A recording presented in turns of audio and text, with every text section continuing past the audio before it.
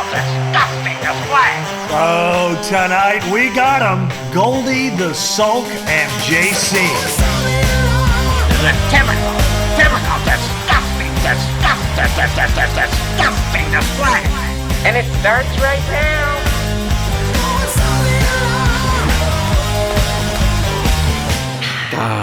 Welcome back to another episode of A Typical Disgusting Display, a podcast for writers by writers who hate writing. Goldy, what are you already smirking at? I've just been looking forward to this since we said cut last week. First joke of the day. First joke of the day. That is for sure a joke.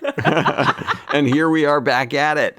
Well, Goldy, I know usually on the podcast, you know, we start off these segments and sometimes you're pretty wound up about something and we listen to you go on a hilarious rant. I don't pretend to have anything like that in the chamber, but I am pissed today. Okay. So I wanted to talk a little bit about it. It's something that you know something about and JC knows something about, I'm sure. So we talk about, where this is a podcast for writers, by writers. So one of the things that happens to writers every few years, if you're lucky enough, is you get to negotiate your contract, your upcoming contract. And on Family Guy, we're particularly lucky in that we've been on the air for a very long time. So this happens, every couple of years.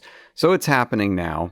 And my negotiations have been quite frustrating, I must say. So this year, and this is not giving away any secrets, but the Family Guy episode order is being pared back a little bit from 20 episodes to 17 episodes, which is, it's still a good number. And, we're lucky to have the job, blah, blah, blah.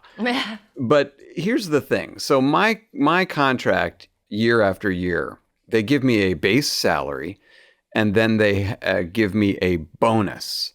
And the bonus is based on, they have said however many episodes of Family, if I do the complete 20 episode season of Family Guy, I get this bonus. Okay. And if then my agent and lawyer smartly a couple of years ago, they pared that back. They said, let's have the bonus based on 18 episodes, just to kind of make sure that I was going to get this bonus. And that was a very smart thing. And I was happy for it. So now we're living in a world where they have only ordered 17 episodes. Wow. So going into this negotiation, I said, well, obviously just, have them change the 18 episode bonus to 17 episodes, in this thing.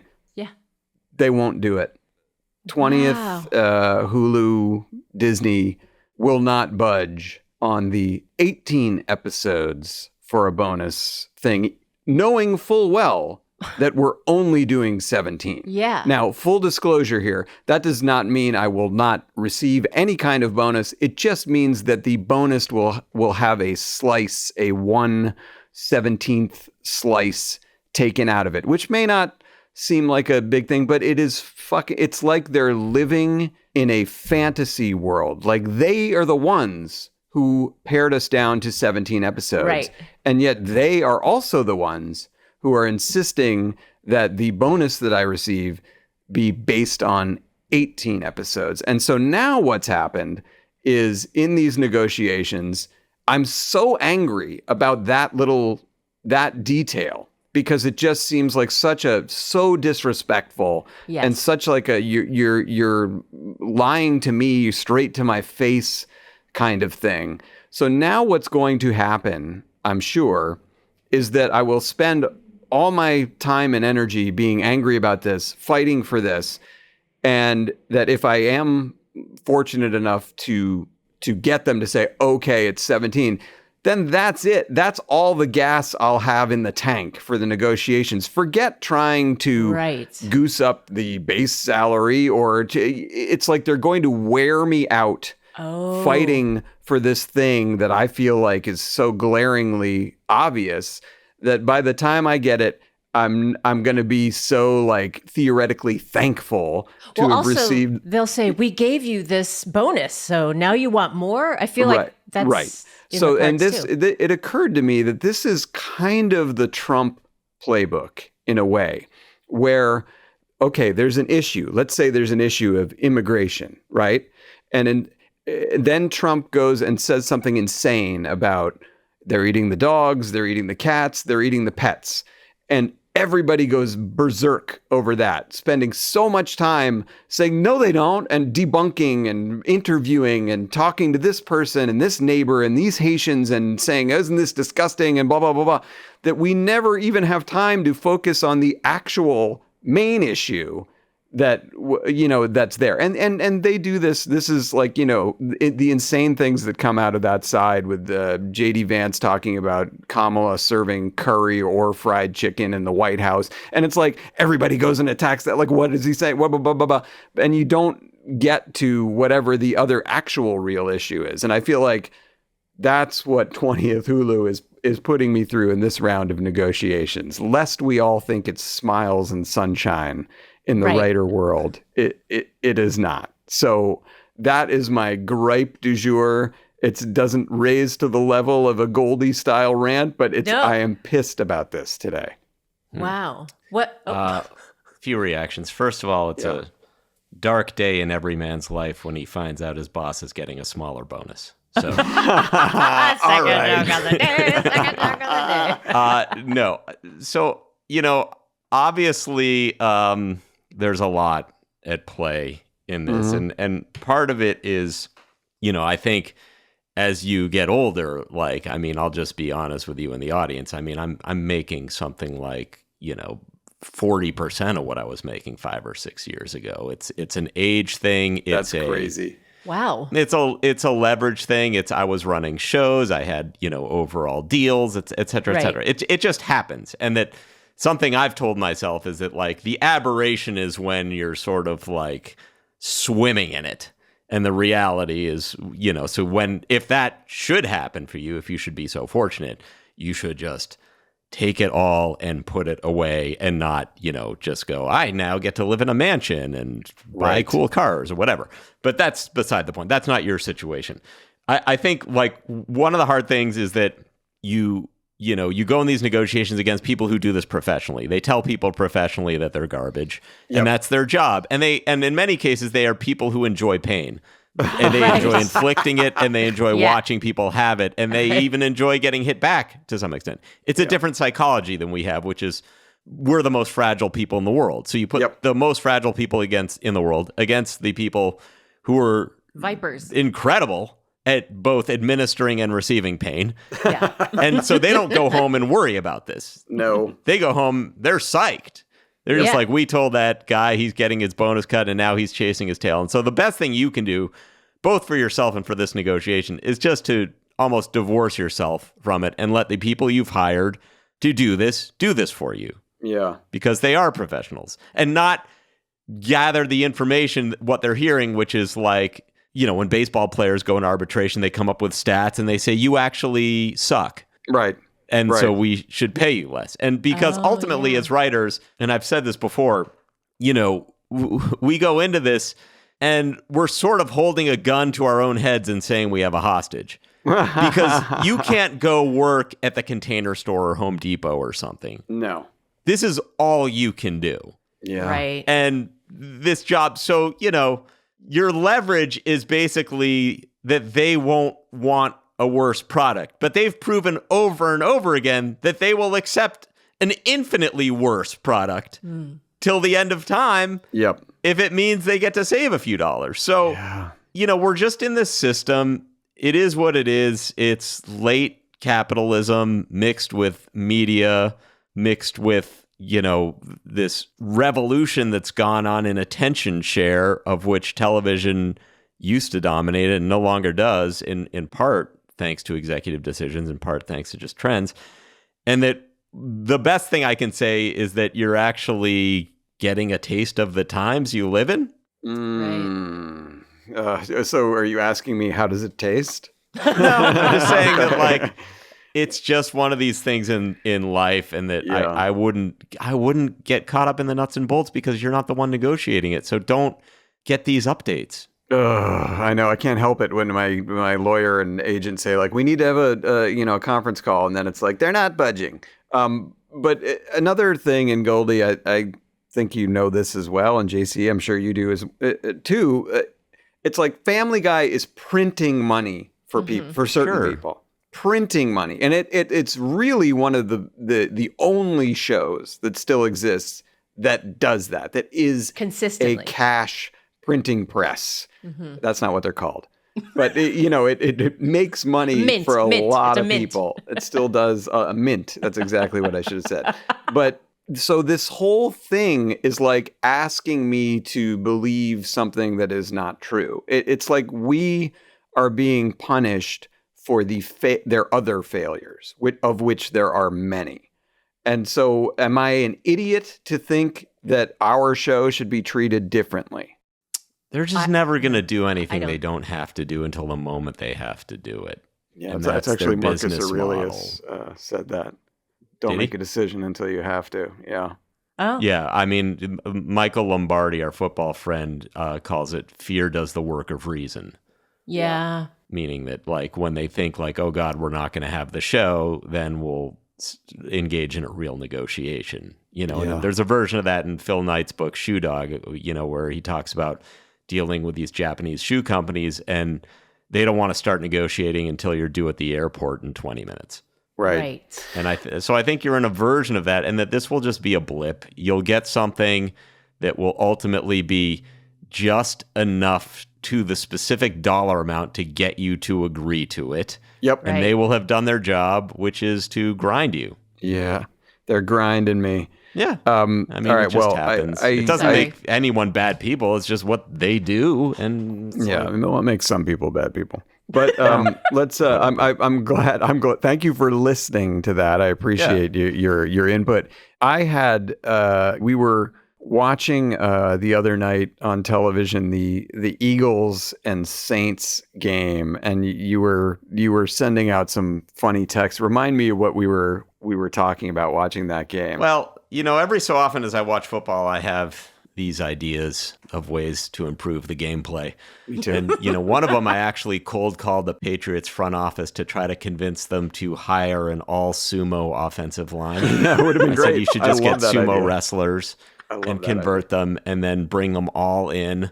On a goal line, and the crowd will go crazy when there's five, and you gain 500 to 800. You gain another half of the world as an audience. Yes, and of course, no one listened to me. Yeah. So I had another one of these ideas, which is, and I'm watching this, and I'm watching a lot of football, and these third and short, fourth and short situations, their conversion rate is now incredibly low, and they were doing this thing called the tush push for a while that seemed to work. The Eagles started it where basically like you have this strong quarterback line up almost inside the offensive line, and then they start to push the quarterback from the back, a.k.a. the tush push. Tush push. Yeah. It's not really working. And I think part of the problem is the leverage of pushing. So here's my idea is instead you flip it a little bit.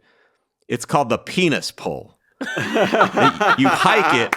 The entire line turns around and grabs the quarterback's dick and pulls him over like a tug of war, which I think will give them greater leverage as they're leaning back into the defense rather than pushing, which is harder.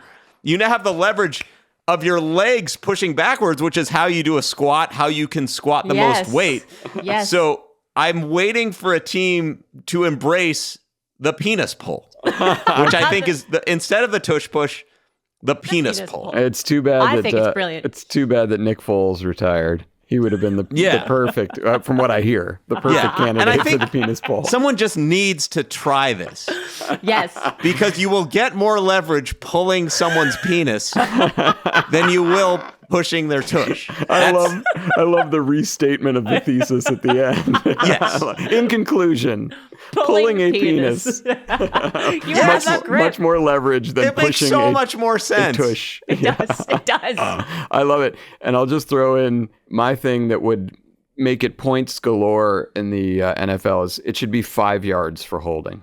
Instead of... Because a holding call ruins so many drives. 10 yards for holding, drive is over. 5 yards for holding, you're going to see, an average of 10 more points a game. I mean, but this is almost, we're almost talking about the same thing as your contract negotiation. It's like the quality of the gameplay doesn't matter. People are showing up to watch this. Yeah, Oh, it's true. Printing money. NFL's printing money. Yeah.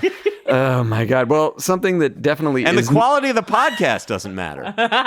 no, it never has. We've proven that. But it's not printing money, by the way. It's not yet printing money. In Iceland and Saudi Arabia, we might be printing money, but not here in the U.S.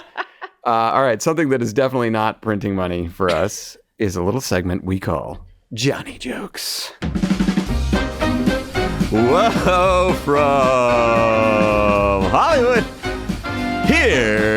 here's Johnny's. Oh, look at this. Very nice. Speaking of football, look at that's a nice segue. The Dallas Cowboys are now using a play called Kim Kardashian. Oh. I'm no defensive coordinator, but when this play is called, I wouldn't worry too much about the tight ends. Oh. Yeah. But I would, however, focus on the wide receivers. Kim Kardashian got quite a tush. This is sad news. The Tupperware company, maybe you heard this, the Tupperware company is officially going out of business. Yeah. They were scheduled to stop work tomorrow, but execs feel they can stretch it another week or two. Tupperware. That's good. Tupperware. Now, here's one, JC. A mysterious radio signal from deep space has finally reached Earth after traveling for 8 billion years. Wow. And I believe we've obtained the tape. JC, will you roll that transmission from deep space? Yes, one moment. Oh, boy. Oh, they got us. There hasn't been an outer space story that shocking since E.T. was Me Too'd for fingering Drew Barrymore. Oh, my God. Jesus. E.T. Me Too'd. Here, television news. The TV show Lost premiered 20 years ago this week. Yeah. Wow. For those of you who haven't seen these 7 seasons, it was great. It was awful. It was great. It was awful. It was great. It was awful. It was fine. Lost in a nutshell. And finally, Wow. this is kind of exciting. Mozart will have some new music drop later this year. Yeah. Even better, it's a Bach diss track. Goldie, take it away. Wait, I'm sorry, explain that to me. It's a Bach diss track? What? It's a Bach diss track.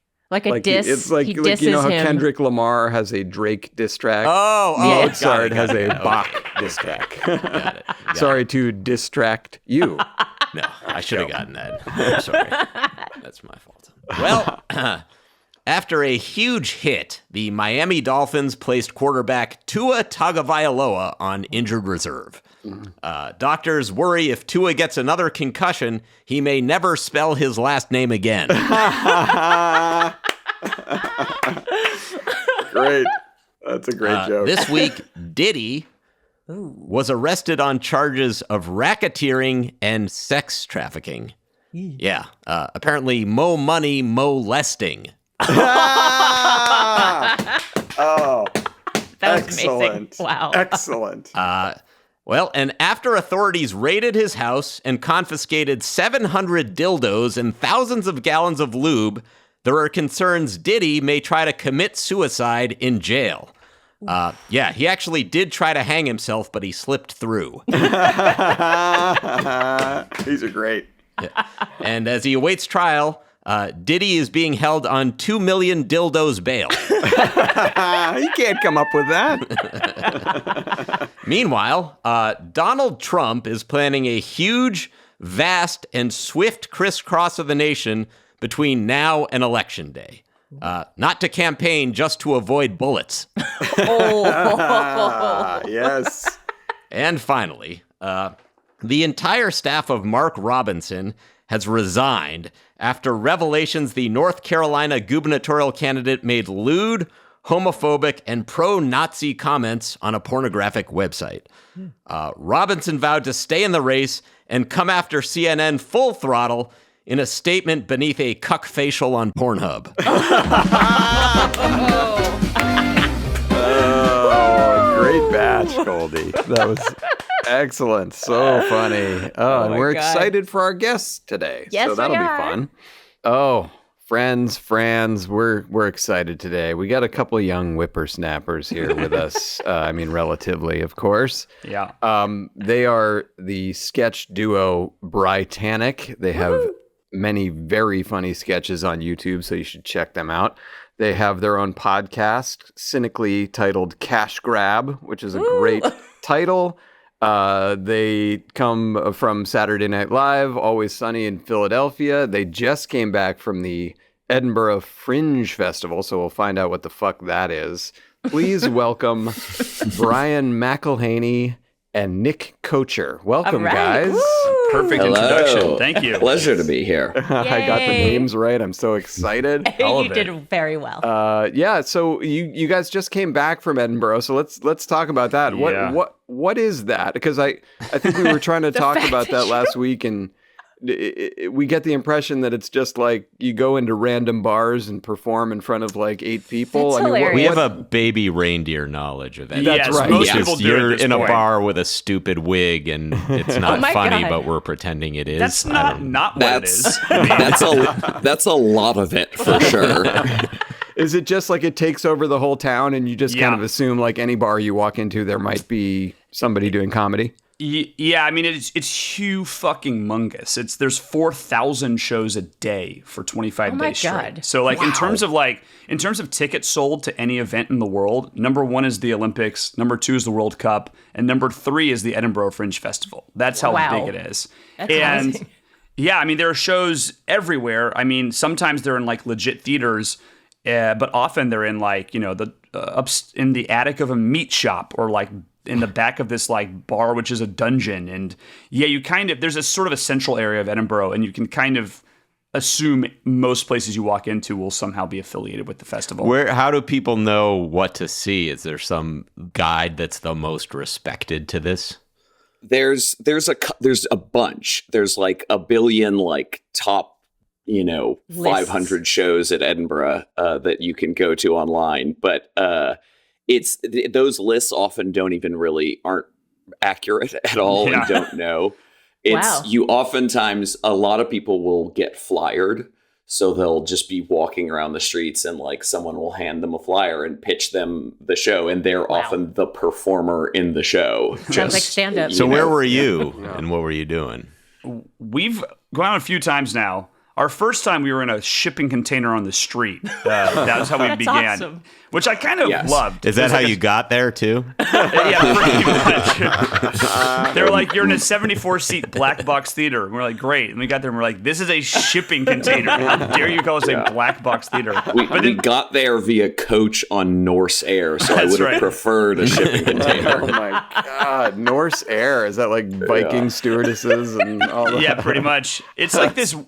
It's this airline that flies specifically to like either only like a few cities in Europe, but it's like $150 from LA. So it's like, why is this so cheap? Frighteningly cheap. Now, in terms of the festival, are there headliners? Does somebody like Seinfeld or people like that make it over there? Or are they just like, no, I don't need to do that anymore? Not that big. There'll be like big UK people. Like Hannah that'll do Gadsby it. did her new hour this year. Yeah. Like there will be some, and then there's some huge LA stand-ups that do it. Or I'm sorry, London stand-ups that do it. But it depends. I think like Hannibal Buress did it. Yeah, like Patty Harrison did it. There's like not people who are like not Seinfeld, because why would he? It's it's such a physically uncomfortable month. Right. But like I think Mike Birbiglia did it. I see. It's a 1 month commitment. Yeah, I mean, you can kind of come for one night if you want to, but if you want to do the whole festival and feel like you're in it, then it's the full month. A lot of the bigger acts just do 2 weeks. Okay. And we did so our first year we did a full run of it, and it was great and chaotic and really, really exhausting. And then our second year we just did 10 days of a work in progress. And that was so much nicer and easier and delightful. And then this year we did a full run again. And I was like, I can never do that again. That was so exhausting. Also, you really your are show like, it's not just doing the show, but like you're like up till sunrise every night. There's almost no way not to be because the energy is so crazy, and there's this like performers bar where everyone goes and hangs out. So like we were just like drinking like college kids for a month. Sounds like fun. I mean, it's so fun, but by the end, like the hangover was weeks long once we got back home. Yeah. Did you guys I don't mean this to be insulting, and it's not really directed to you guys.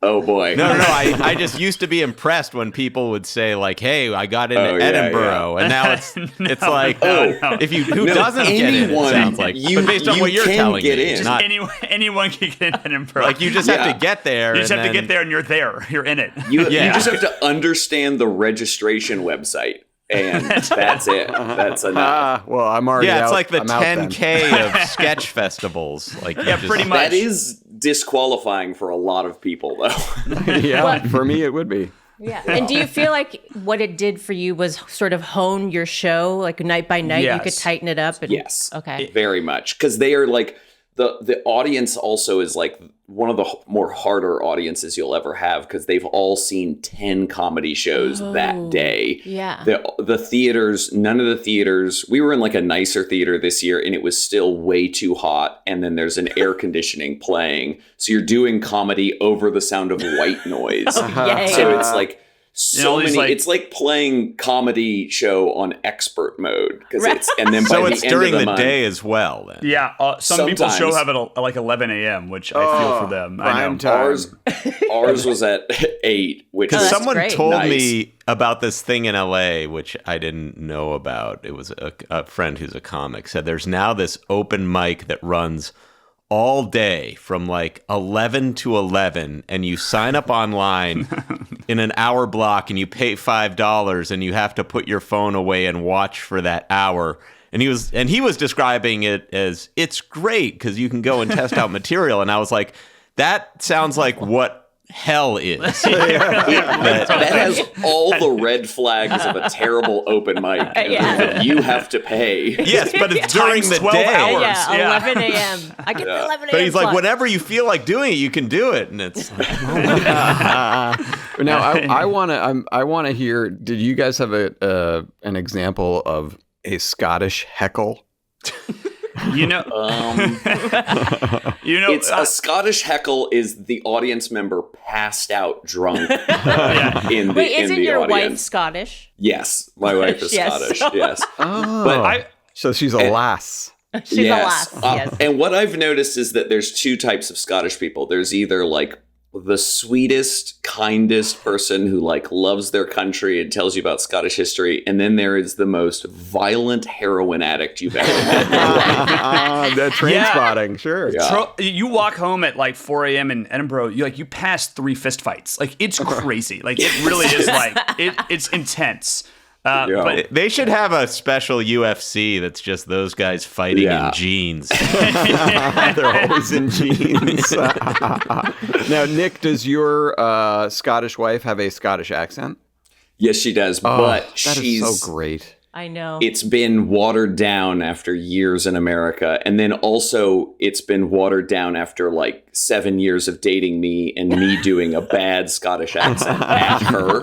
So I've really, yes, so she's messed picked her up your bad Scottish Yeah, accent. she's picked up my bad Scottish accent. Weird. Can we get a little bit of that? Yeah, give us a little. Yeah, say good morning to us. Good morning, to your wife.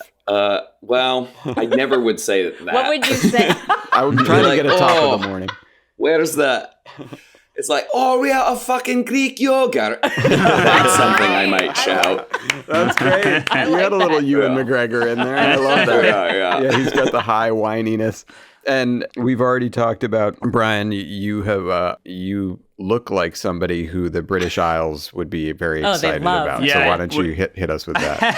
When you were off, Nick, Alec was like, Brian, Harry Kane, ever get that? And I was like, Oh my you know God, what? yeah. Well, we use it in our show. We called me an anemic Harry Kane. But I was saying it's unfortunately the biggest laugh in the show. They love it. Well, So what is the show? Is the show you doing sketches, or is it you as yourselves doing like two-person stand-up? Or It's a little bit of both, actually. It's kind of more I guess it's more sketch, but this show, our first show was like a more traditional sketch show, and we had like a narrative arc that weaved throughout it. And then being at the Fringe, this show was very much a reaction to that first year because we saw all the like clowning that happens there, and we're really inspired by that. And we wanted to do something more where we're, I guess, not behind a fourth wall. So we're like talking to the audience the whole time, but it's like we've hidden sketches throughout it. So it's like the whole show's kind of flows as one thing. Wow, that sounds amazing. But there's like sketches that, we could point to, like, this is the beginning of this sketch, this is the end of this one, but it's all wrapped up in us talking to the audience. And then it all kind of like dovetails at the end. Nice. Oh, like a good Seinfeld. That's good. Yeah. We tried. Here's a kind of a fun story. We tried something really new for this show. This is one of the darkest memories of my life. Our very first show was one of our worst shows we've ever had at Fringe this year. To the point where we stayed up for about 24 hours, like the whole night afterwards. And we like considered going home. Like it was just like dead stares from this like middle-aged Scottish audience. And we were like, this what sucks. had happened was we did a work in progress of it the year before. That went great. Then we just started like fucking with the show and changing a bunch of stuff. And in July, so like 2 weeks before we leave, we tried this new ending that we did in New York and LA, and it killed in both New York and LA. But we were like, we don't know if it's right. It was a pretty shocking ending, and we do like clever, like deconstructive comedy. So like we wanted to try something that was a little bit more bold. We went pretty blue. What it was is Brian is sucking my dick, which is a stretchy dildo. As I piss into Nick's mouth. Like that, we were like, that was the image we ended the show on. And we were like... And this didn't work? So it worked in New York and LA. You see me did at midnight, but... My mom, who hates blue humor, was like, that's so funny, you have to do that. And I was like, mom likes it. I was like, I guess we have to then. What? And we did it the first night at the Fringe, and it bombed so hard. And it's like, I've never had time expand like that. Right, and you had to keep going while you're pretending to suck his dick. And I have a whole, I had a whole contraption in my pants, and I had to empty the entire thing of pee, and I would just the audience was just staring at me as I did it, and I was like, Did they call it a wee wee wee? So then the next day we took that out of the show, and it has been out of the show since then, which is really funny because we effectively gaslit that whole first night audience because they went out and talked to other people at the Fringe and were like, oh, did you see the BriTANick show? Yeah, what'd you think of that like dick sucking piss drinking section? And they'd be like, what? How does that even fit into the show? Well, you got to take risks, I guess. Well, they must have just thought that was just something that happened. Right. That was a riff. Love is in the air. So let's that's all. Now I feel like I know what this festival is much better than I did 20 minutes ago. But let's go back in time. Let's go back to Hotlanta. Because I guess both you guys are from there. I'm guessing Buckhead. I don't know. That's right. I went to school in Buckhead. Yeah. Okay, wow. Did you go to Westminster? No, I went to the Atlanta International School. There's like very kind of. international. I can't believe you guys know Atlanta high schools. That's so funny. I was a national debate champion, Yes, and you was. I got destroyed by someone from Westminster. Oh, I'm sorry. Some future those Republican senator. Yeah. Well, he's an attorney, but I would hire him if you need an Atlanta attorney. His name's Charlie Henn.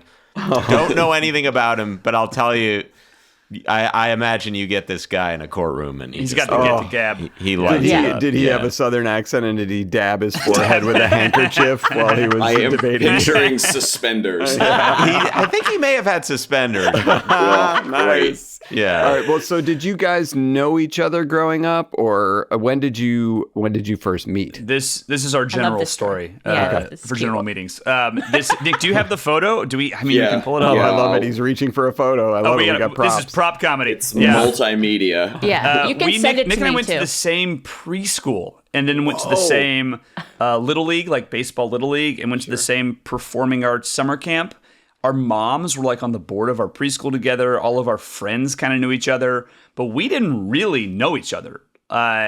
We like were aware of each other, and not until we were like seniors in high school did we become really close really quickly. We tried to like shoot a feature film at the beginning of our senior year together. Wow. And it was terrible. It fell apart. We had no idea what we were doing. Yeah. But then we went to college together, and Brian was in film and I was in acting, and he would always cast me in his stuff. And then we started writing together towards the end of that.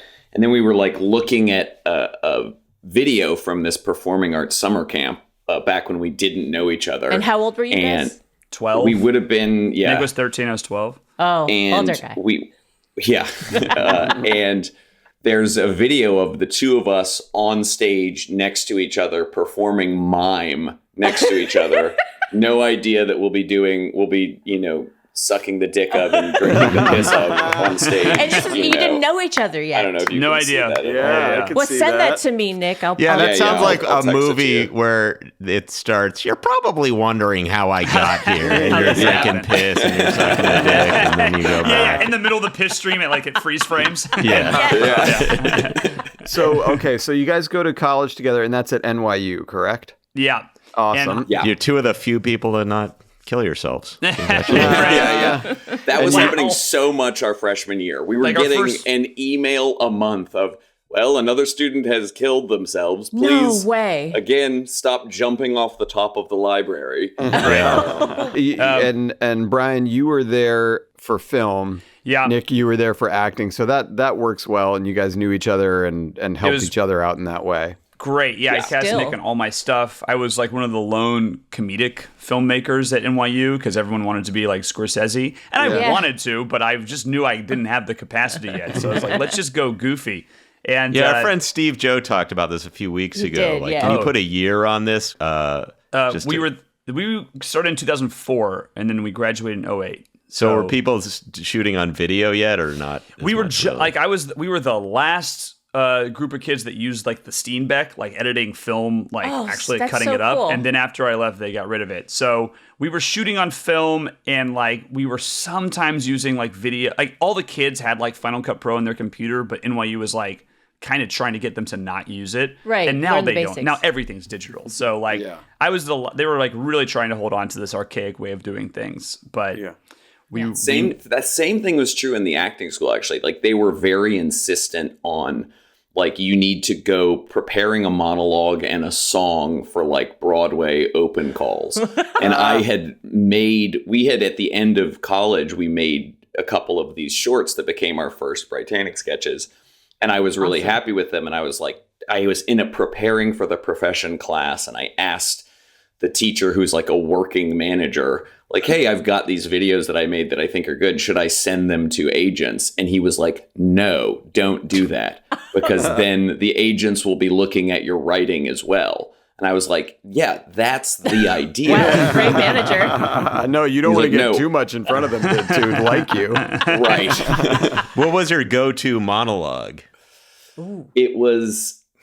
Well, you always did the Independence Day speech. Well, on yeah, every set. that was one. Is that true? That's awesome. Yeah, I did that that's as great. a vocal warm-up and as a monologue in class once, and the teacher was like, what are you doing? Wait, do you remember great any of speech. it still? Do you remember any of it still? Yeah, we will. Good morning. In less than an hour, aircraft from here will join others from around the world, and you will once again be...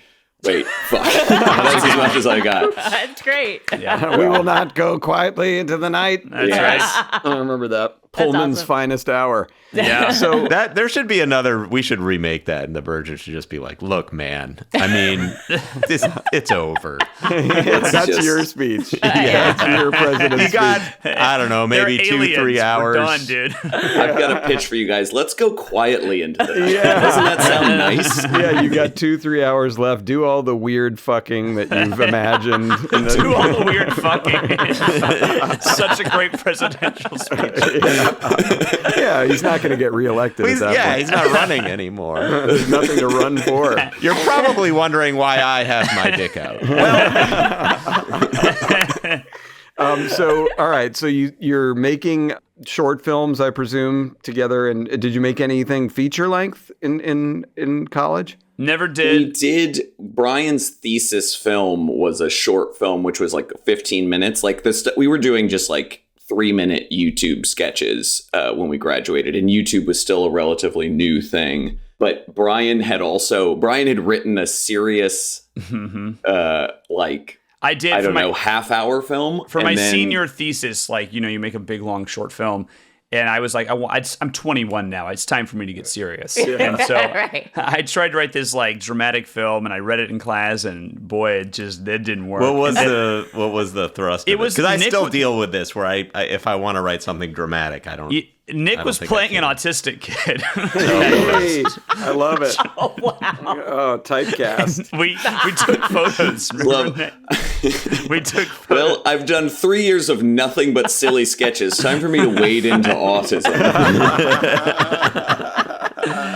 And so we ended up, basically, that just like, I kept chipping away at that script until it turned into something called Eagles Are Turning People into Horses, which is like what we actually shot, which is the most chaotic, like super love comedic it. short film. Thanks. I mean, it's Yeah. the thing where like, I think people, it has resonated the It's most. probably the thing people bring up most. Yes. Yeah. And so And- we did that over a weekend with no support from the school. They did not give Brian a dime to shoot it, where they normally give you an allotment of money. I had like a pretty old teacher, and like I remember in class I pitched it, or we read it, and the class really liked it. And then afterwards he was like, class is dismissed. Brian, can I see you in my office, please? Oh, God. I was like, oh boy. And I went into his office, and he made this big dramatic deal out of it. He was like, this is not the caliber of New York University.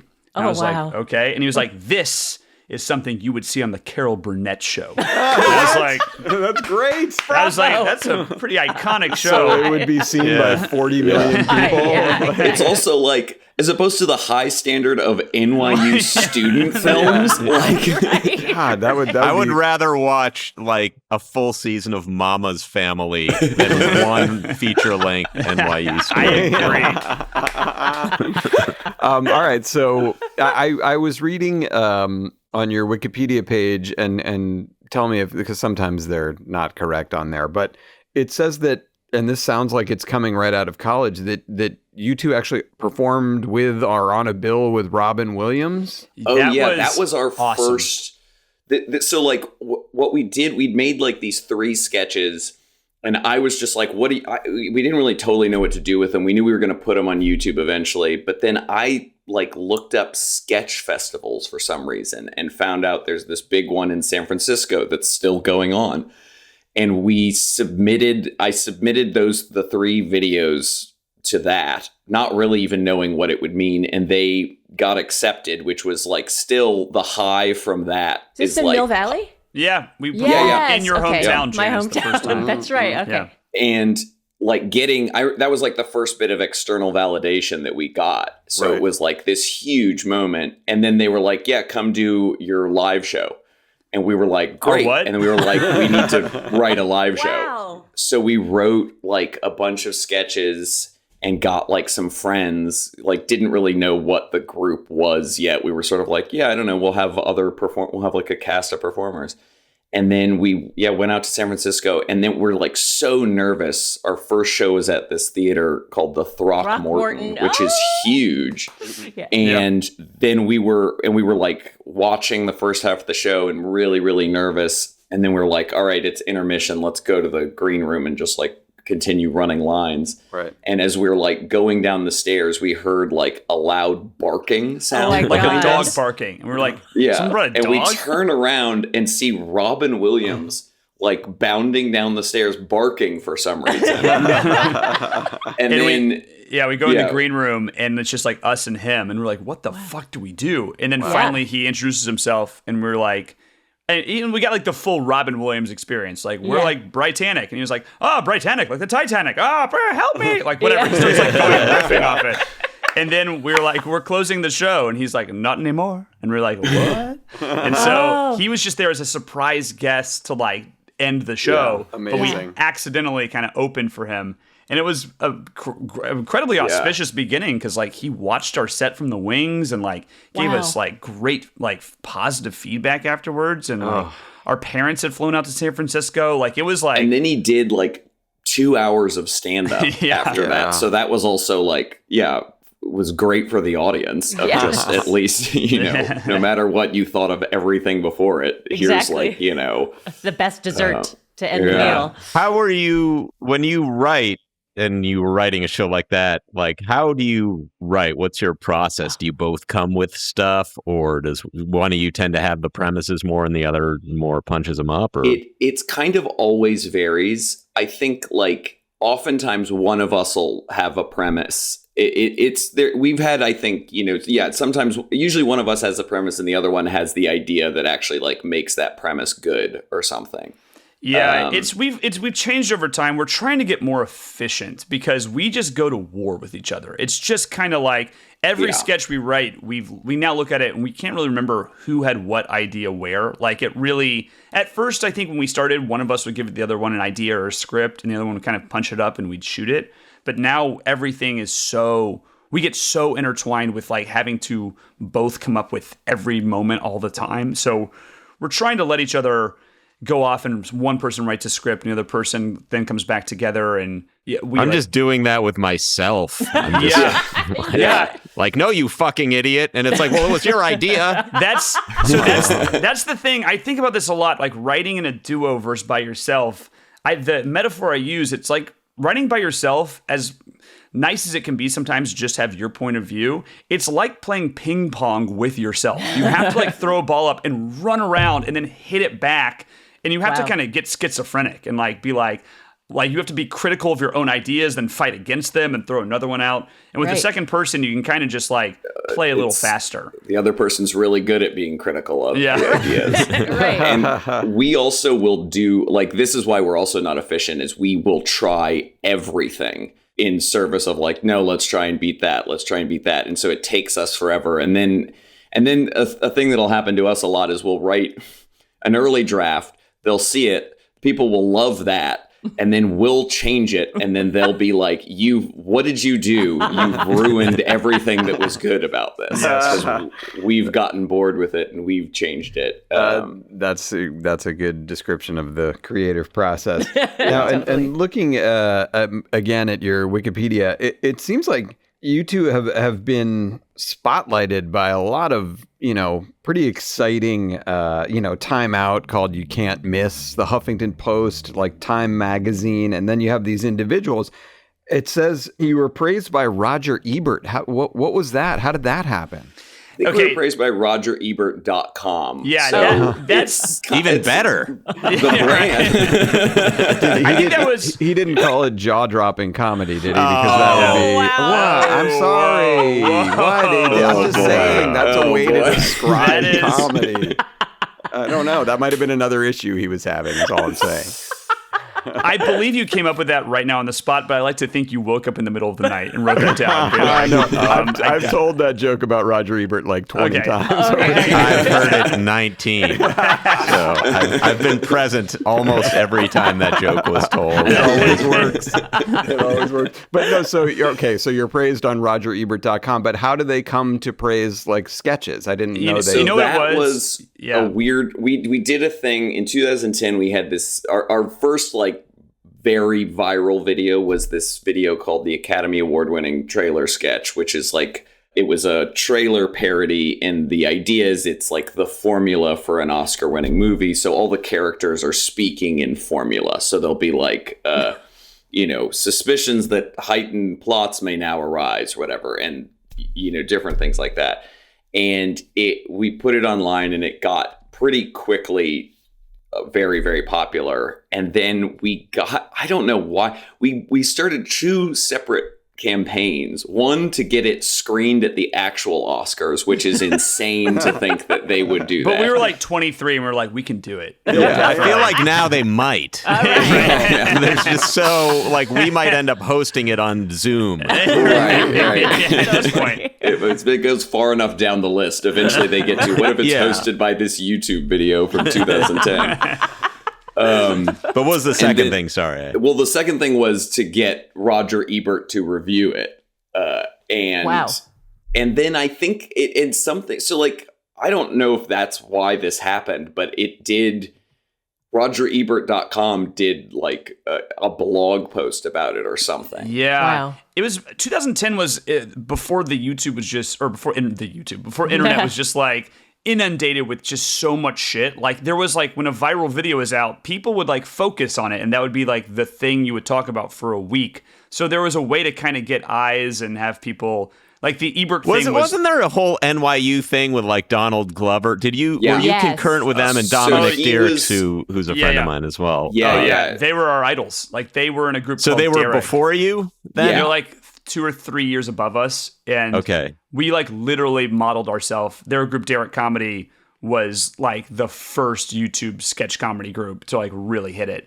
And they had this director, Dan Ekman, who would like shoot and edit their stuff really well. And I remember watching that being like, this is what you can do at a film school. You can go to YouTube, make 3-minute things. It can look good. And, you know, all of our teachers and parents were like, don't do that. What is YouTube? But we were like, we saw them do that. And we were like, we've got to try.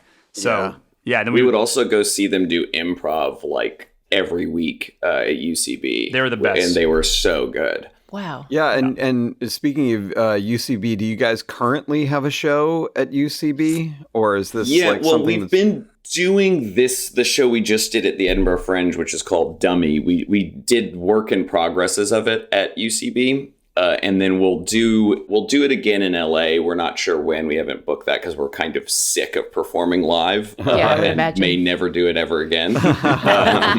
But no, we'll do it sometime in the fall. And then we're doing like live versions of our podcast probably at UCB over the next few months, because we did that at the Fringe, which was, we had no idea how that was going to go because a live podcast taping is in general always hell. And also at the Edinburgh Fringe where there's all these chaotic shows, we weren't sure what the reaction would be like, but it was really fun. Oh, that's cool. I will say I'm one of the few people who quit performing live and like never thought about it again.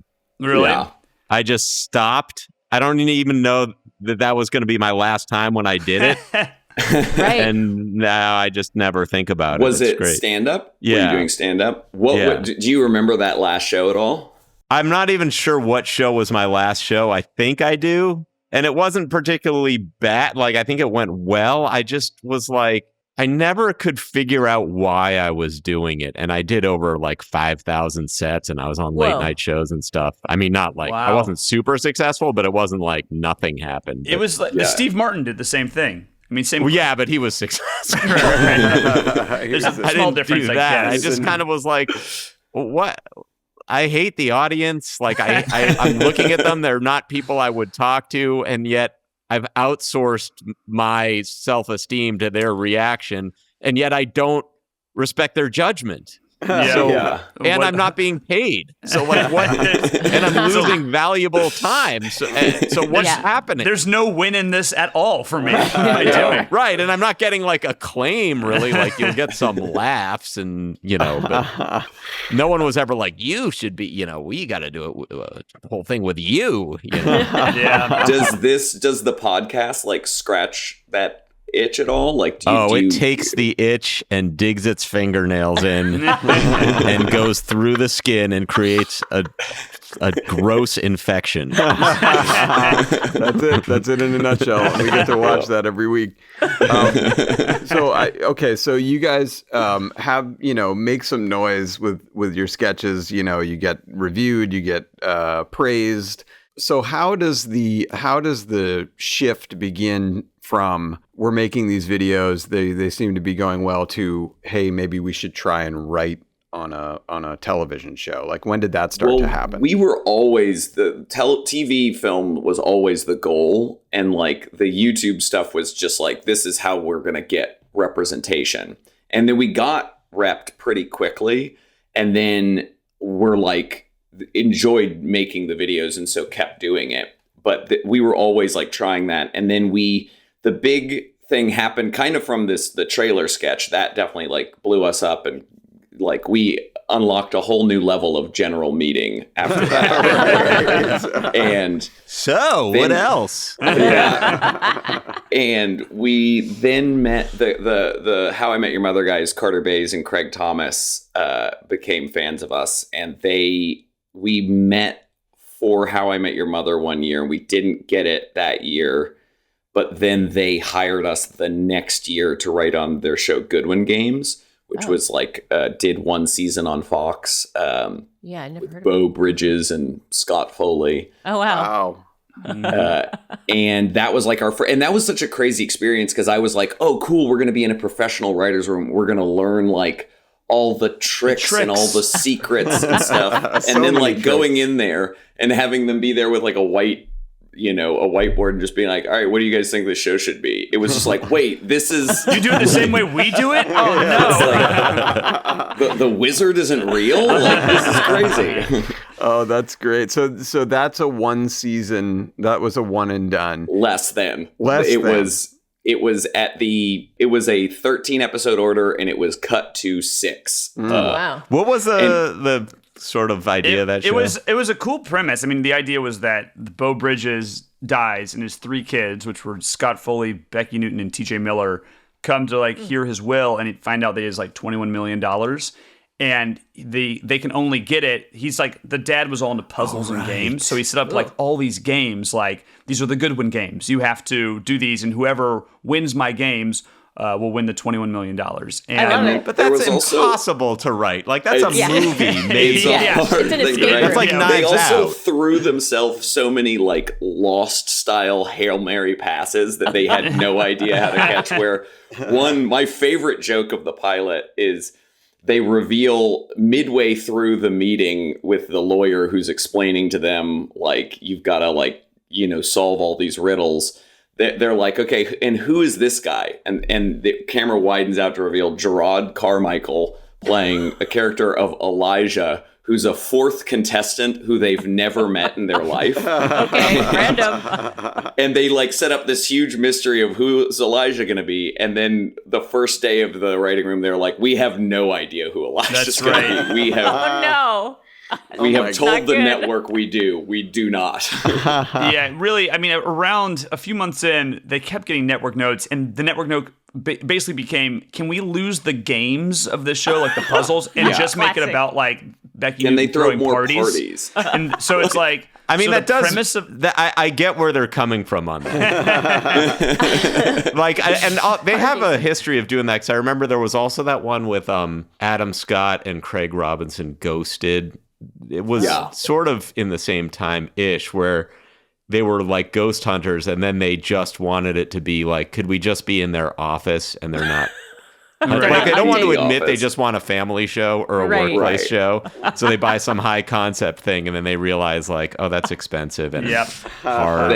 There was one note that we also kept getting of like, everyone needs to be really good at their job. We're like, yes, that's everyone needs to be good at their job. And they were like, one of the characters, TJ Miller, is playing a dumb character. Right. He's playing a criminal specifically. And it's like, so we had to make him this like mastermind, like jewel thief. I would love to know where that comes from. Like what that, because it's something that is just repeated, like it's from in the Bible. You guys can do that too. Yeah, no, I think it's because endlessly. People watching TV like don't want to see someone that's a schlub like them. They want to see someone who's exceptional. Yeah. No, I agree, but I'm saying that's where I think the note comes from. I see. Like Chris Harris said once, like, came back after like a really bad network note meeting where he said, again, we've got to take out all the dumb jokes because according to Fox, they said they don't want to see, no one wants to see dumb people on TV, to which I would direct their attention over to the giant yellow head painted on the studio that he built. That's right. True. And now, do you guys both still keep in touch with Beau Bridges? Yeah, Beau and I were pretty tight, actually. Okay. We do escape rooms. Nice.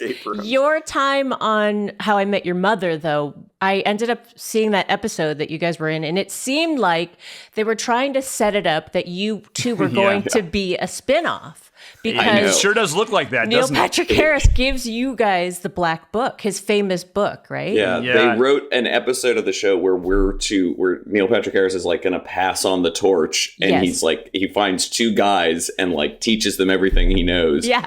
And it really does feel like it's leading towards a pilot, but that was never an intention or idea. Oh, I was wondering if they went to you guys like, hey, we're going to pitch this, but you never. I mean, if they anything. did, they didn't tell us, and it didn't go well, and so they just abandoned the idea. So what happened after Goodwin Games? Like what? Then so what we then did we did our own Comedy Central pilot. Yeah, and we shot it and then, everything, and we really thought it was going to go. Moved out to LA, and then it would have been a sketch comedy show. No, it was more of a sitcom. And it was I guess. also we made the mistake of we took every single note that Comedy Central gave us because we were like, we want to be good little boys, and it led to the show being a real mishmash of like everyone. You wouldn't believe how good these guys were at their jobs.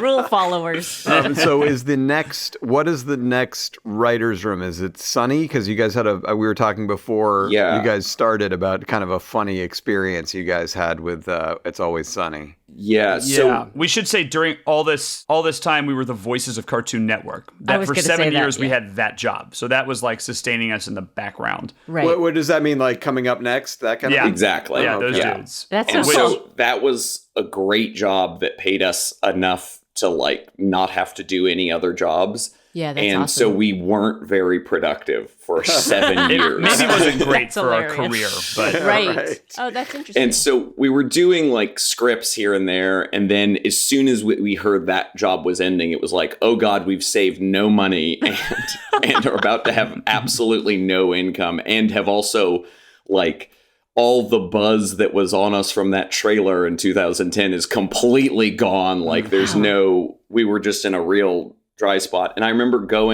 so we were just told our manager, like, we need a job, like send us out for everything. And I remember pitching for our lives to get hired on the Baby Boss Netflix kids spin-off show. Wow. It's Boss Baby, and I love it. Yes. So you know. Boss I forgot Baby, about yes. that. That's why you pitch. didn't get the job. Yeah. Well, the head writer That's awesome. asked us at one point, he was like, so I guess my main question is, why do you want to do this? We're like, oh, we love both babies. bosses. We love Baby Boss. Oh my We God, I love legit Baby Boss. love Boss Baby. Yeah, that's amazing. Did you guys write that Beck Bennett sketch with the? Oh, we weren't there yet. Already know. Oh no. Although, yeah, I was there when he was auditioning, and he had a different character that was like a horny Australian man, and I was like, I don't know, that's the only one in this audition that I don't think is great. Do you have anything else? And he was like, I've got this idea that's like a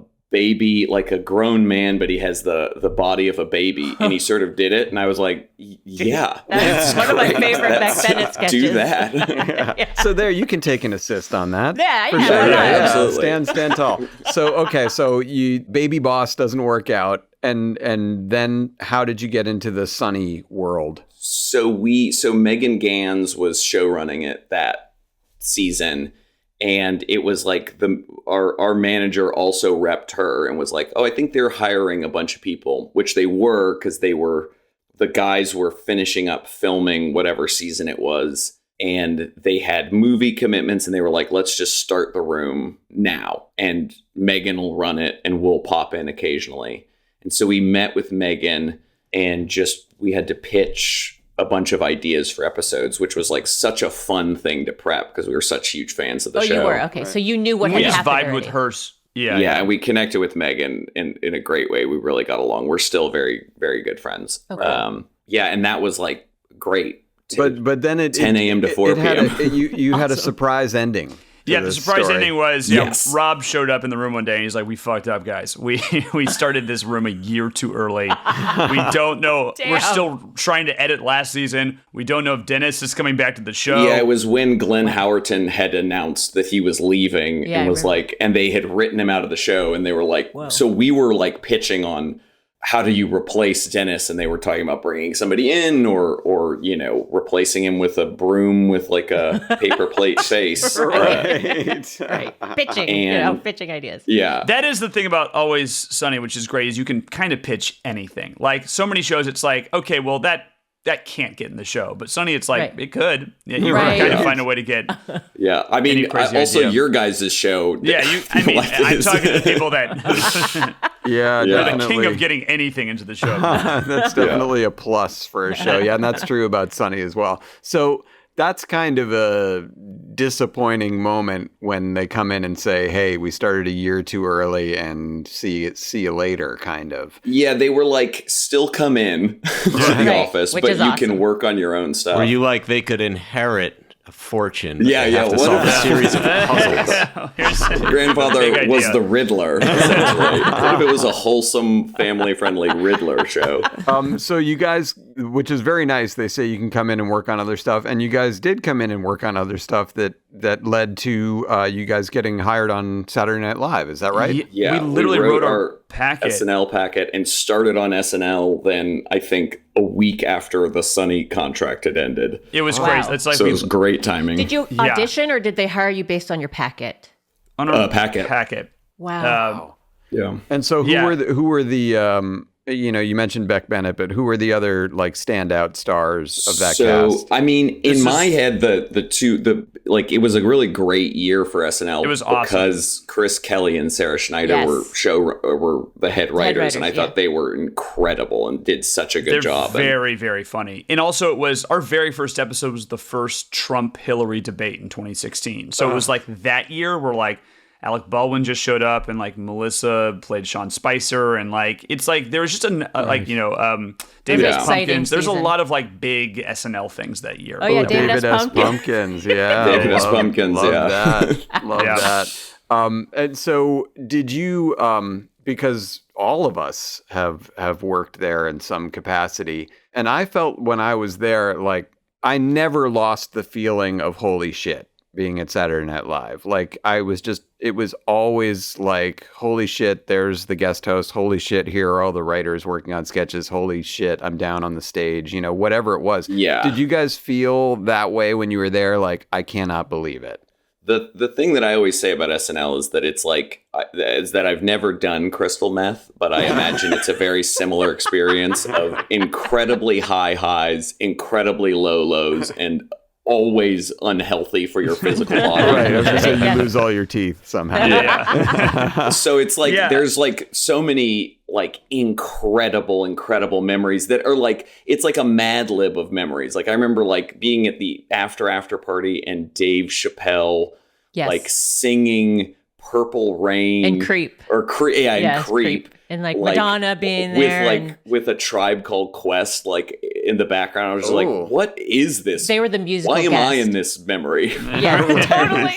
That was an incredible night. Yeah, it's funny you mentioned the parties. My role, because I was an intern and a writer's assistant, so I was never on your guys' level there. But one of the things that they had me do for a couple of years was I was one of the guys outside the door at the They parties. still do that. The writers Oh, Association I know, does that. I know. And like on the list, like Yeah. deciding who Yeah. gets in. Oh Yeah. my Yes. god. Very important job. And they told me, and they told anyone in that position, if you recognize someone, let them in. Like even if they're not on the list. Like if you so I remember, and this is Carl Yastrzemski, oh, get in here, boy! I'm from Boston. Robert Parrish, Get in Yes. letting in all these horrible 80s NBA players. Yeah, those are the people I recognize. But I remember, so this is 95 or something like that. And a young Leonardo DiCaprio came up to the door, and the other guy, there's another intern out there as well. He had the list, and he's like, "Oh, you're not on there." I'm like, "Yes, you can let him in," because I had seen. What's Stephen Gilbert great? And I think that was not even out yet. I think I had seen This Boy's Life, Oh wow. which Oh, he wow, was yeah. excellent in. And I was able to let him in. So it was like that and growing pains at that Yeah, point, exactly. right? Like, yeah, no, eye. I was pretty good at recognizing the celebs. And then he started getting let into that. And then he started getting let into the Diddy parties, and the rest is just history. And I worked those too. I let anyone in. I heard that about you, Alec. Yeah. They do send the SNL writing intern to run the door at the Diddy party. That was quite a gig. I mean, SNL is all about mind games, so I would not be surprised if that was part of the initiation process. Did you get screamed at by like a ton of agents? Like, No, like I should be in this party. No, Yeah. usually thankfully most people were on the list. I don't know if he was. I'm not saying this just to like bust your balls or whatever, and it's not at all. But it's like, this is an era pre-texting and everything. So like information about the party at that time, because I did a similar thing, it just wouldn't get out to the extent that it would now. Yes. Right. Yeah. True. Yeah. Oh, sure. Yeah. No, people couldn't just put on blast like SNL party down at 20th and 8th or whatever the fuck. Yeah. Right. Those parties were fun. We always had a guy, I don't know if he still works there. He worked there forever. The security guy named Jack. He was always at the door with me. Really tall guy who kind of talks like this with the glasses. I think he retired while I was there. Because Yeah. what he did was, he used to be a cop. Yes. And for Christmas one year, he gave me this card that's like a get out of jail free card that if anything ever happens, you give it to a cop and they'll let you go. Wow. Yeah. God, I still have that sounds so great. I know. I saw that guy, Jack. A couple times we did have people who were trying to get into the parties and were not on the list and were not, Leonardo DiCaprio. So I saw Jack and you say that he used to be a cop, and it was like an unbelievably textbook performance of getting someone the hell out of there. And It wasn't like he threw him down on the ground and, knee on the neck or anything like that. He had such big hands. He would put his big hand in the lower part of someone's back and just escort them away, and they would never Sounds come romantic. back. Yeah, it was kind of a nice moment, but clearly there was such force behind it that whoever was trying to get in was like, I'm not going back against that. I'm not going to try this. I lose. So you guys were at SNL for a little more than a season. And you mentioned beforehand that you were unceremoniously let go. Like what was that? Because I was also fired from there. So what was that experience like? For me, it was not great. Yeah, Nick has a better story than I do about it, which is Go ahead. Like the interesting thing is like, normally you just don't get brought back for year 2, which we kind of thought was going to happen, but we had like an okay first year. We were like, I don't know, like 50-50 odds. Like we were kind of learning to write in that format, because like what works best in SNL is like 8 people in a line telling jokes, and we write like, we've only written like 2-person conceptual sketch comedy, and it like really doesn't translate to that show. Before we went to SNL, I was talking to Tim Robinson before I Think You Should Leave and everything, and he was like, I was like, what's your advice? And he was like, don't be clever. You guys like get way too into clever. Just be funny. And I was like, yeah, we'll be clever. They're going to love it. And then we learned at the table read, clever does not hit Clever hard. bombed so many times. That's so interesting. So then year 2 started, and it, basically we heard that like we had like the first 4 weeks were like great. I think had like 4 of our best weeks on the show. Was that the Tom Hanks when he? That was like first first season. year. Okay, that was but so like we then get pulled aside with another writer, Kristen Bartlett, and are told like, you guys are on the chopping block. Lorne thinks he hired too many people, and so you just need to like try really hard to write good sketches for the show the next 4 weeks. Oh and we were God. like, what do you think we've been doing? And every once in a while I'd try to talk to one of the head writers and be like, is there anything specific that we're like not doing right, or something we could maybe do differently? And there was never any answer for us. We just were told like, be scared. Yeah. And this is also something that the show has done a lot, where they like do it to like see if you can handle the pressure, and boy could we not handle the pressure. Totally. And also what everybody said is, they're like, Lorne always does this and then he doesn't actually fire the people, like, don't worry. So then cut to Thanksgiving, we've just had like 4 shows on or something, maybe 3 shows on. I'm exhausted, and I'd been hired to talk at a high school in Richmond, Virginia for some random reason, and about comedy writing. So, and they flew me in from New York, and then I was going to fly to Atlanta, where we're from. And I land at the airport, and this very nerdy teacher picks me up from the airport. We get into his car. We pull out of the airport, and I go, "Oh, hang on, I'm getting a call from my agent."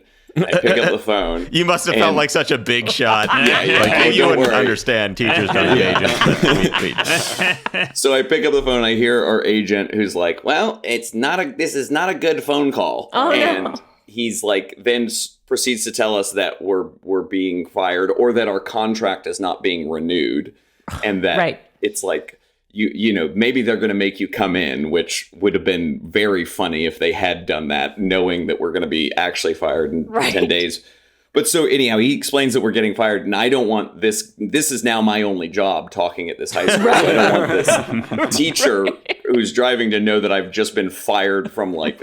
This is not going to be an easy drive. Yeah. So I'm just on the phone like, sounds good. And Brian's I'm on the phone too, like, call. what the fuck is Nick doing? Is Nick you were both on the call. Absolutely. And Nick's like, yay. To what?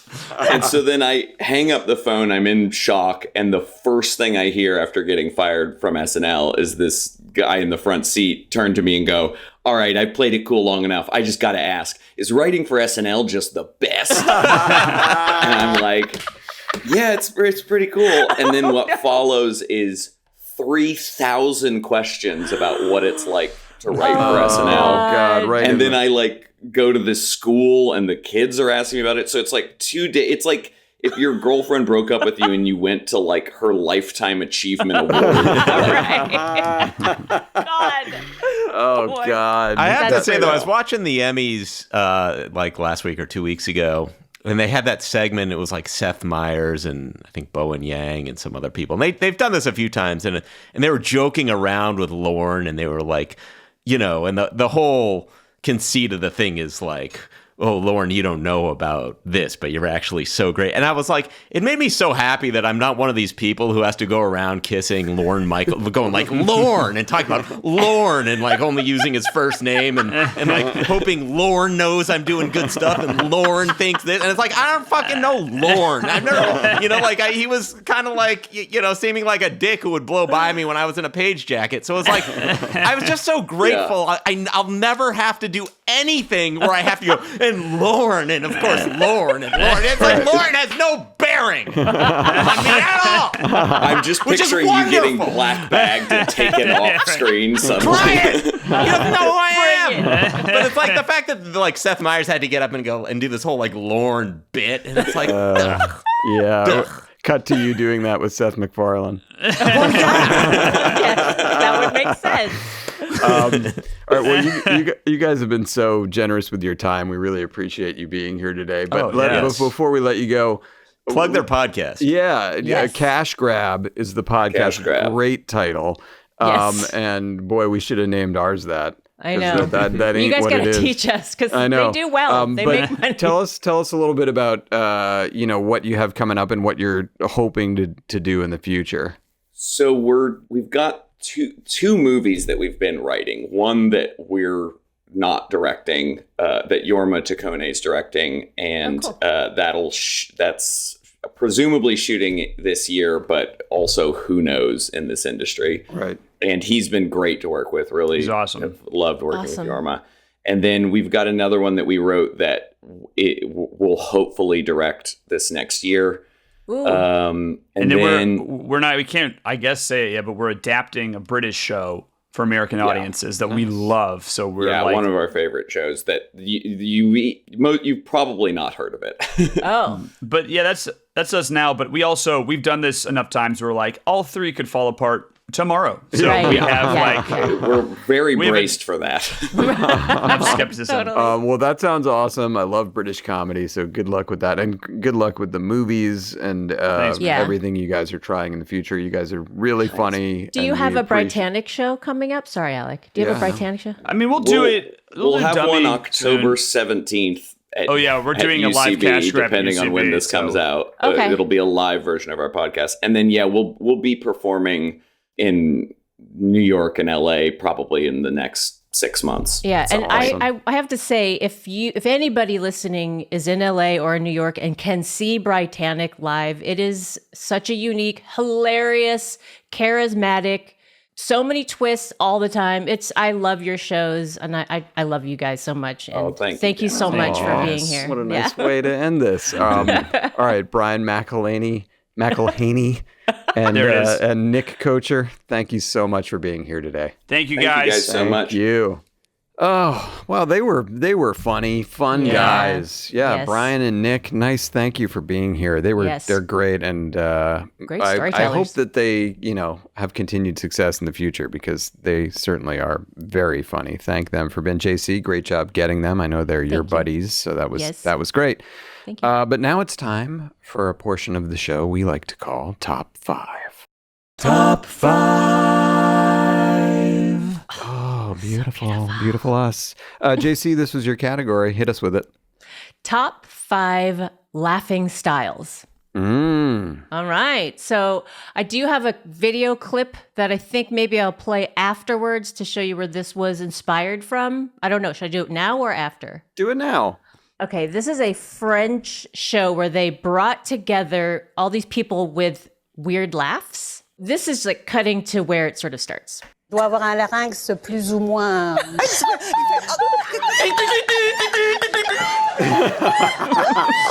These are real people.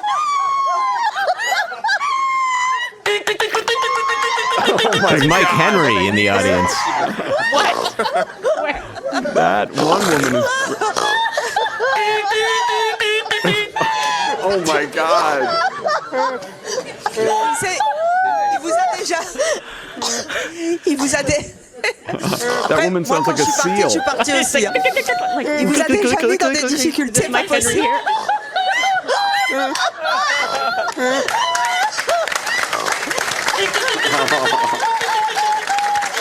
So this guy that I'm a big fan of C'est mon choix. Ça fait du bien quand même. I want to watch more episodes. It's your choice. Okay, all right. Oh, so that's what that is what this was inspired by. Yeah, I don't know what those laughs would be called, but that's what that's from. All so right. my number 5, I guess, would be called the Snagglepuss. Is that what it's like? Snagglepuss? He's like, Yeah. that one? Yeah. Yep. I kind of laugh like that a little. That's good. My number 4 is sort of like chugging water. So it's like, guh, guh, guh. It's kind of a little bit how you laugh, Alec. Yeah, it's like a kind of- yuck. Guh, guh, guh. And then my number 3 is the sort of like a wicked witch where it's like, That's good. And then there's also the Bert and Ernie sort of one. I think Key and Peele did a sketch on this where it's like, like, just laugh, all right? It's like not really laughing. Yep. Number 2 would be the snorter, so it's like, I think also you might do that a little bit, Alec. Maybe. I got a good snorter on my face, so possible. Good setup. And then the number 1 is the hyena. So it's like, whatever, something like that. Those are good. Okay. Good styles. Goldy, I think it's you. All right. Well, I did this as best I could with the understanding I had at the time. Right. Oh, so sorry. I would say number 5 is a demure giggle. Oh, like a Yep. no, that's Schoolgirl, Japanese schoolgirl. great. Yes. Yeah. Number 4 is a knee slap. Yeah, I had that on there, but didn't make the list. Number 3, snort. That Nice. was an overlap. Number 2, this used to happen all the time in the 70s and 80s, and I don't know that I've seen it in 20 years, when milk would come out of someone's nose. Oh, yes. awesome. That's I good. feel like that doesn't even happen with my kids. No, like less people are drinking milk. Yeah, so it's like and oat it just milk doesn't now. come out of their nose as much. It was like, Right. for a while, People just don't that laugh was all like that they was used to. happening. And number 1, this was my dad's laugh, which was just, he would literally just go, ha, ha, ha, ha, ha. You blew out the audio on that. Here, lean back a little further. Go. Ha, ha, ha, ha. Yeah, that's good. That's great. Now we heard it. Just 5 ha's.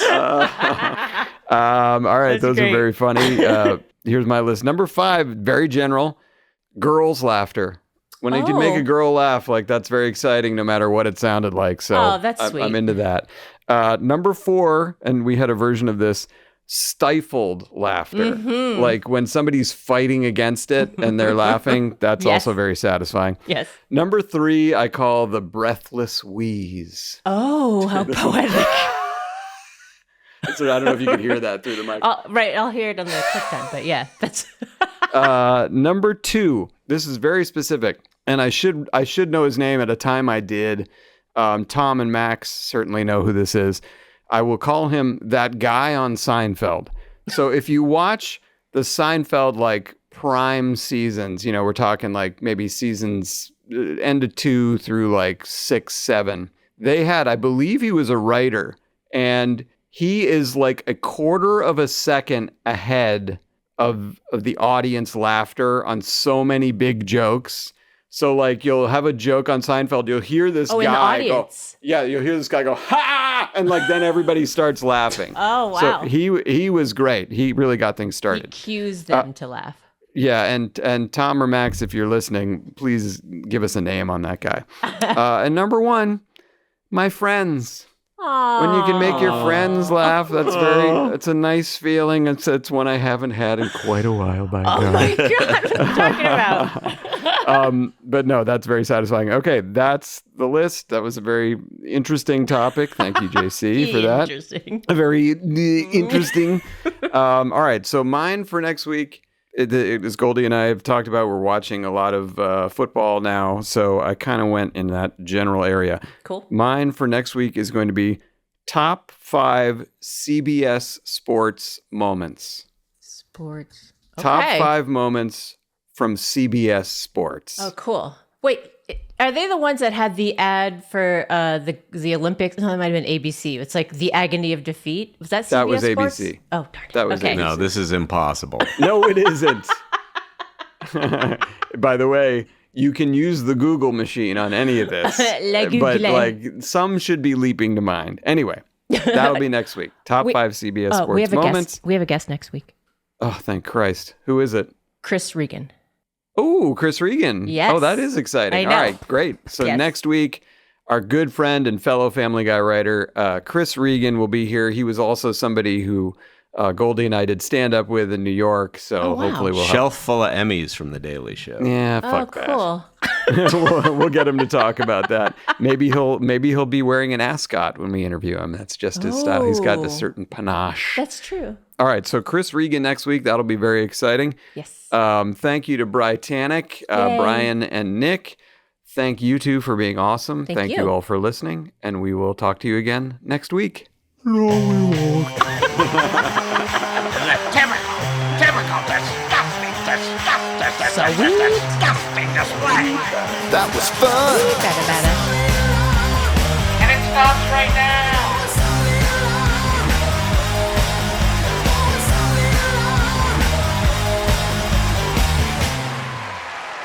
Better never than late. Is that how you got there, too?